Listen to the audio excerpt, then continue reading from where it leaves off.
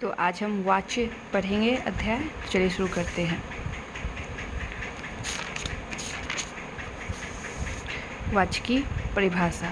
परिभाषा क्रिया का वह रूप जो कर्ता, कर्म और भाव के अनुसार अपना रूप बदलता हो उसे हम वाच कहते हैं। ठीक है। क्रिया एक विकारी शब्द है जो परिवर्तन होता है संज्ञा, सर्वनाम, विशेषण और क्रिया से।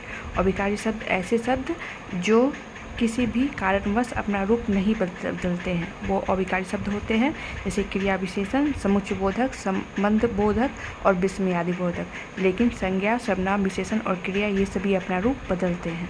ठीक है। वाच के 3 भेद होते हैं, कृतवाच, कर्मवाच और भाववाच। तो कृतवाच देखते हैं, क्रिया का वह रूप जो कर्ता के अनुसार अपना रूप बदले उसे हम कृतवाच कहते हैं। कर्मवाच क्रिया का वह रूप जो कर्म के अनुसार अपना रूप बदलता हो उसे हम कर्मवाच कहते हैं। भाववाच क्रिया का वह रूप जो भाव के अनुसार अपना रूप बदलता हो उसे हम भाववाचक संज्ञा कहते हैं। ठीक है। देखते हैं कृतवाच। कृतवाच क्रिया का वह रूप जिससे लिंग और वचन कर्ता के अनुसार लगे तथा परिवर्तन हो वह कृतवाच कहलाता है। उदाहरण के लिए राम रोटी खाता है। कर्ता राम, कर्म रोटी और क्रिया खाता है, इसमें कृतवाच कौन हो गया? राम। रोशन किताब पढ़ रहा है। रोशनी कौन हो गई? कृतवाच। कर्मवाच देखते हैं, जब आप क्रिया के अनुसार प्रश्न करते हो। ठीक है। कर्मवाच के प्रकार 2 होते हैं, एक अप्रत्यक्ष क्रम, एक प्रत्यक्ष क्रम। अप्रत्यक्ष क्रम को अप्राणीवाचक कहते हैं, प्रत्यक्ष क्रम को हम प्राणीवाचक कहते हैं। अप्रत्यक्ष क्रम में क्या प्रश्न में छुपा होगा और प्रत्यक्ष क्रम में किसे और किसको छुपा होगा?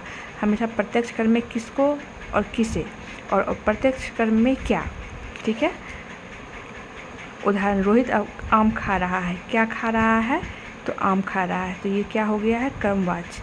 ये अप्रत्यक्ष कर्म है। ठीक है।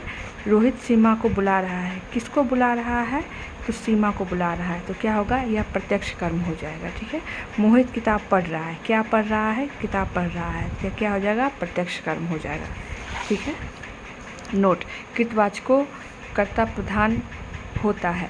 कर्मवाच क्रिया का वह रूप जिसका लिंग और वचन कर्म के अनुसार होता हो उसे हम कर्मवाच्य कहते हैं। उदाहरण के लिए, रोहित ने अपनी समस्याएं हल कर दी। रोहित ने समस्या हल कर दी। ठीक है। हल कर दी, क्या कर दी? समस्या हल कर दी। यह कर्म से जुड़ा हुआ है, इसलिए ये कर्मवाच्य होगा। रोहित ने रेलगाड़ी छोड़ दी। क्या छोड़ दी? तो रेलगाड़ी छोड़ दी। यह कर्म प्रधान है। रमा ने मटकी नहीं खरीदी थी। क्या नहीं खरीदी? तो मटकी नहीं, यह कर्म प्रधान है। ठीक है। इसलिए इसे हम कर्मवाच्य कहेंगे। रमन ने मटकी नहीं खरीदी, यह क्या होगा? कर्म प्रधान होगा।